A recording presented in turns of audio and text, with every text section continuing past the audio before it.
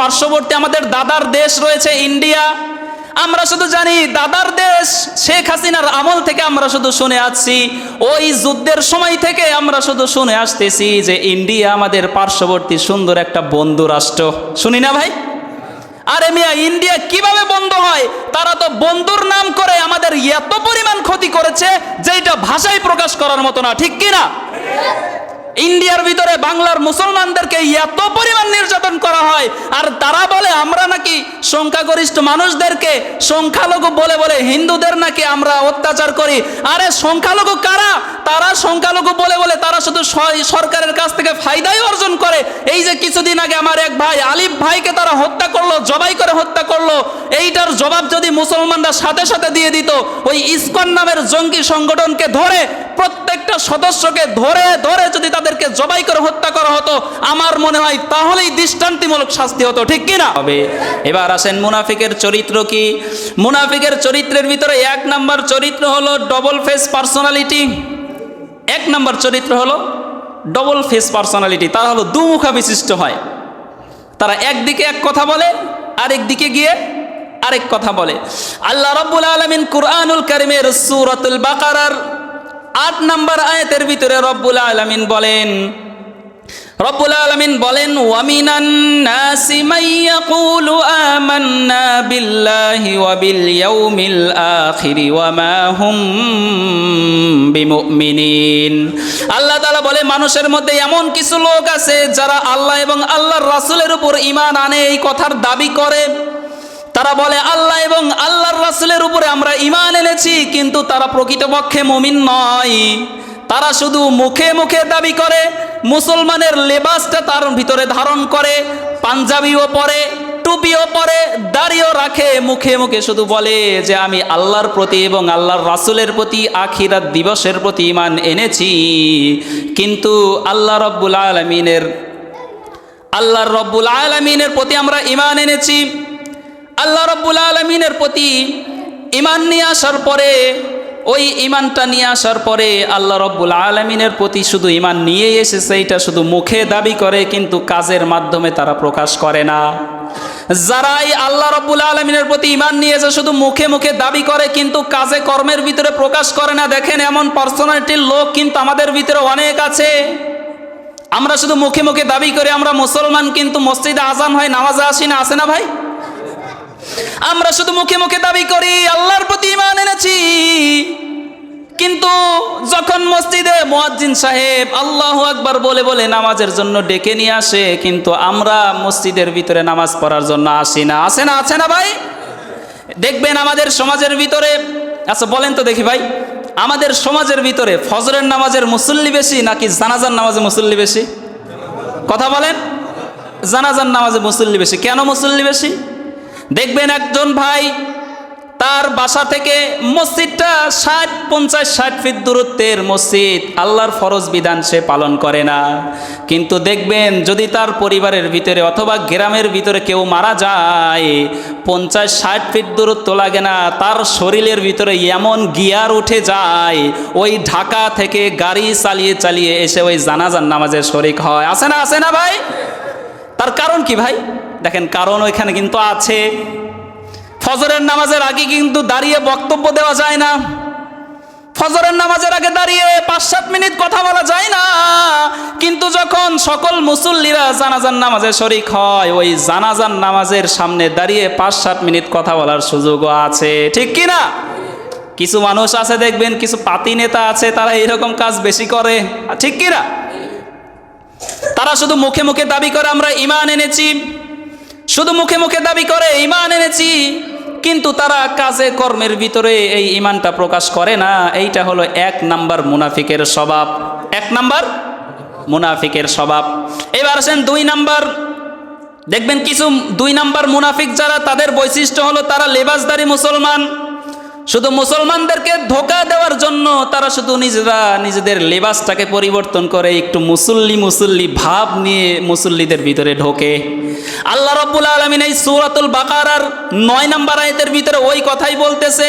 রব্বুল আলামিন বলেন, ইউখাদিউনাল্লাহা ওয়াল্লাযীনা আমানু ওয়া মা ইয়াখদাউনা ইল্লা আনফুসাহুম ওয়া মা ইয়াশউরুন।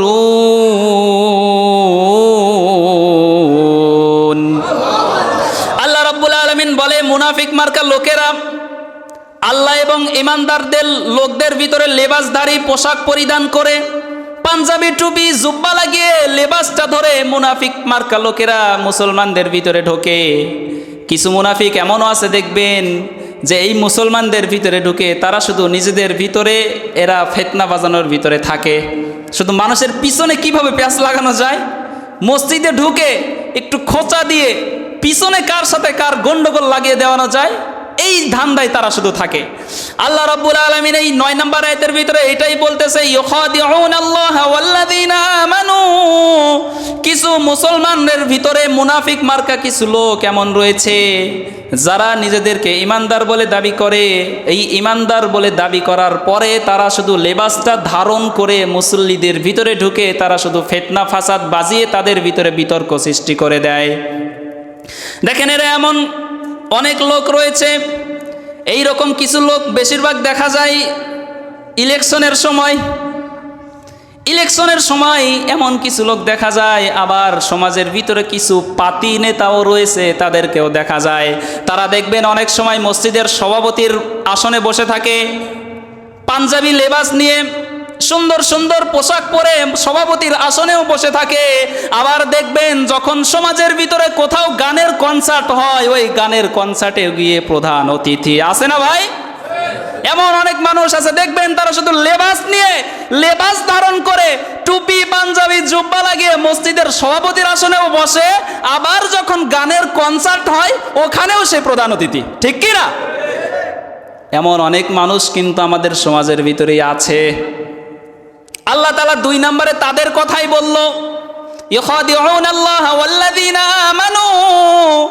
তারা শুধু লেবাসধারী মুসলমান। তারা দেখবেন যখন কোথাও মাদক বিরোধী কোনো মিছিল হয়, মাদক বিরোধী মিছিলের সবার সামনে গিয়ে মাইক হাতে নিয়ে বলতেছে, আমরা মাদককে মানি না, মাদককে না বলুন। আবার দেখবেন রাত্রেবেলায় ওই পাতি নেতাগুলাই মাদকের ব্যবসা করে করে কোটি কোটি টাকার মালিক হয়, ঠিক কি না? আমাদের সমাজের ভিতরে মনে হয় এমন মানুষ নাই? আছে, আছে ভাই, আমি কিন্তু বলি নাই ভাই, আমার কিন্তু কোনো দোষ নাই, যা বলছেন আপনারা। সমাজের ভিতরে দেখবেন এমন অনেক মানুষ আছে মাদক বিরোধী র্যালি করে, কিন্তু রাত্রিবেলায় তারা নিজেদের ঘরের ভিতর থেকে তারা মাদকের ব্যবসা করে।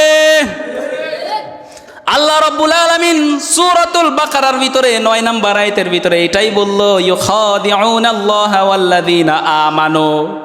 তারা শুধু মুসলমানের লেবাস ধরে, ভালো ভালো লেবাস ধরে, তারা ভালোর দিকেও থাকে আবার খারাপের দিকেও আগে আগে। তারা মসজিদে মুসল্লিদের ভিতরে এসে বলে, আমরা তো তোমাদের সাথে আছি, আমিও তো মুসল্লি। আবার ওইদিকে যখন গানের কনসার্ট হয়, নায়ক নায়িকারা আসে, গায়ক গায়িকারা আসে, তারা বলে, আরে আমরা তো তোমাদেরই লোক, ঠিক কি না?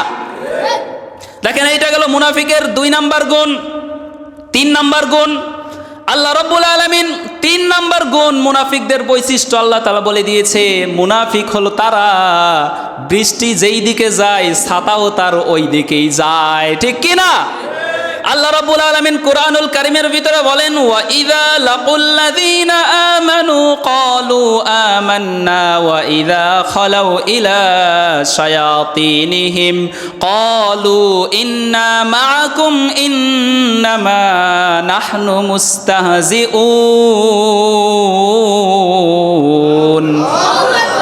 আল্লাহ তাআলা বলে, দেখবেন কিছু মুনাফিকের স্বভাব হলো এমন, তারা যখন ইমানদারদের সামনে আসে তারা বলে, আমরা তো তোমাদের সাথেই আছি, আমরা তো ইমানদার পাক্কা মুসল্লি। আবার যখন তারা বিরোধী দলের কাছে যায়, আবার যখন তারা ওই রকম ওই গানের কনসার্টগুলোতে যায়, নায়ক নায়িকাদের সামনে যায়, শয়তান মানুষের সামনে যায়, তারা গিয়ে আবার তাদেরকে বলে, আরে আমরা তো তোমাদেরই লোক, আমরা তো তাদের সাথে একটু ঠাট্টা মশকরা করছিলাম, ঠিক কি না?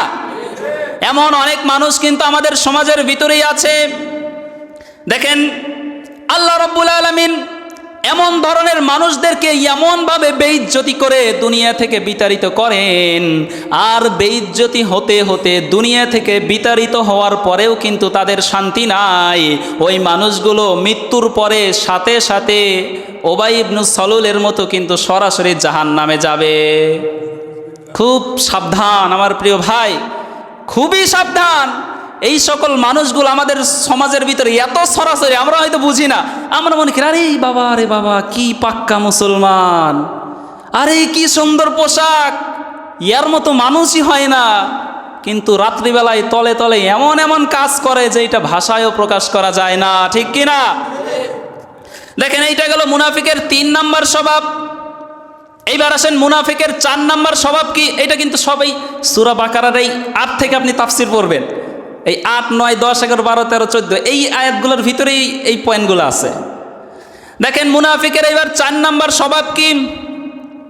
আল্লাহ রাব্বুল আলামিন বললেন মুনাফিক হলো তারা যেই সকল মানুষগুলো দেখানো কাজ করে, লোক দেখানো কাজ করে।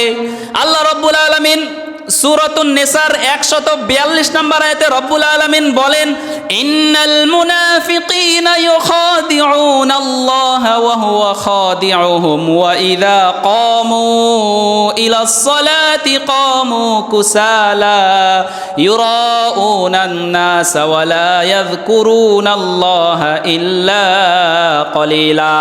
কিছু কিছু মুনাফিক আছে এমন, কিছু কিছু মুনাফিকের স্বভাব এমন, তারা শুধু লোক দেখানো কাজ করে, মানুষকে জাহির করার জন্য তারা শুধু কাজ করে। ইন্নাল ওয়া ইযা ক্বামু ইলাস সালাতি ক্বামু কুসালা, তারা শুধু মানুষকে দেখানোর জন্য মসজিদে এসে, মুসল্লিদের ভিতরে এসে মানুষকে দেখানোর জন্য তারা নামাজ পড়ে। কিছু মানুষ সমাজের ভিতরে এমনও আছে দেখবেন, যারা এই সমাজের ভিতরে কোনো সময় দেখা যায় না, মাঝে মাঝে মসজিদে এসে উদয় হয়, আছে না ভাই? কথা বলেন, কথা বলেন।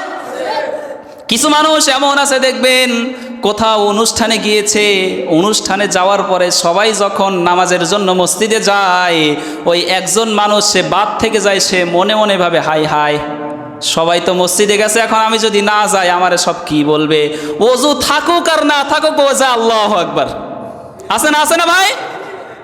কিছু মানুষ কিন্তু এমন রয়েছে দেখবেন, সারা সপ্তাহে কোনো খবর নাই, শুধু শুক্রবারে এসে মসজিদে হাজির আদায়। এখানে এসব লোক আপনাদের এলাকায় নাই? আছে ভাই?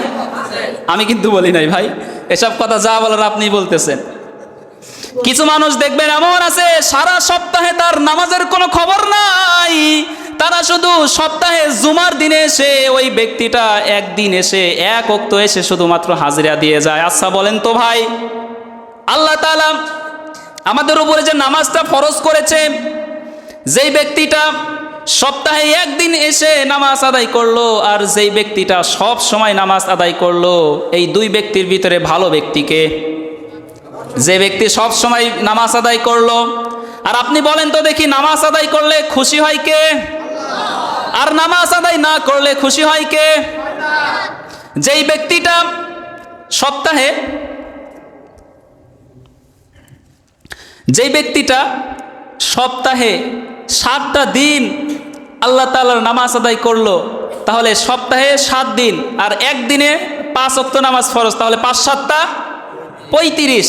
তাহলে যেই ব্যক্তিটা 35 ওয়াক্ত নামাজের ভিতরে মাত্র সপ্তাহে একদিন এসে জুমার নামাজটা আদায় করলো 1 ওয়াক্ত, তাহলে ওই ব্যক্তিটা 34 ওয়াক্তই ছেড়ে দিল, ওই ব্যক্তিটা খুশি করলো কারে? শয়তান রে। আর যেই ব্যক্তিটা সব সময় নামাজ আদায় করলো, 5 7 35 ওয়াক্তই আদায় করলো, ওই ব্যক্তিটা খুশি করলো কারে? তাহলে দেখেন, আপনি সপ্তাহে একদিন এসে, শুধুমাত্র জুমার দিন এসে 1 ওয়াক্ত নামাজ আদায় করে আপনি তো শয়তানরে খুশি করে দিলেন। আপনি তো আল্লাহর গোলাম নন, আপনি তো আল্লাহর দাসত্ব করেন না, আপনি তো করেন শয়তানের দাসত্ব, ঠিক কি না? আপনি শয়তানের দাসত্ব করে কিভাবে ভালো মুসলমান হতে চান? আর আমাদের দেশের কথাই এখন কি বলবো ভাই, দেশের যা অবস্থা। এই যে দেখেন, পার্শ্ববর্তী আমাদের দাদার দেশ রয়েছে ইন্ডিয়া। আমরা শুধু জানি দাদার দেশ, শেখ হাসিনার আমল থেকে আমরা শুধু শুনে আসছি, ওই যুদ্ধের সময় থেকে আমরা শুধু শুনে আসতেছি যে ইন্ডিয়া আমাদের পার্শ্ববর্তী সুন্দর একটা বন্ধু রাষ্ট্র, শুনি না ভাই? আরে মিয়া, ইন্ডিয়া কিভাবে বন্ধ হয়? তারা তো বন্ধুর নাম করে আমাদের এত পরিমাণ ক্ষতি করেছে যেটা ভাষায় প্রকাশ করার মতো না, ঠিক কি না? ইন্ডিয়ার ভিতরে বাংলার মুসলমানদেরকে এত পরিমাণ নির্যাতন করা হয়, আর তারা বলে আমরা নাকি সংখ্যাগরিষ্ঠ মানুষদেরকে সংখ্যালঘু বলে বলে হিন্দুদের নাকি আমরা অত্যাচার করি। আরে সংখ্যালঘু কারা? তারা সংখ্যালঘু বলে বলে তারা শুধু সরকারের কাছ থেকে ফায়দাই অর্জন করে। এই যে কিছুদিন আগে আমার এক ভাই আলিফ ভাইকে তারা হত্যা করলো, জবাই করে হত্যা করলো, এইটার জবাব যদি মুসলমানরা সাথে সাথে দিয়ে দিত, ওই ইসকন নামের জঙ্গি সংগঠনকে ধরে প্রত্যেকটা সদস্যকে ধরে ধরে যদি তাদেরকে জবাই করে হত্যা করা হতো, আমার মনে হয় তাহলেই দৃষ্টান্তমূলক শাস্তি হতো, ঠিক কিনা?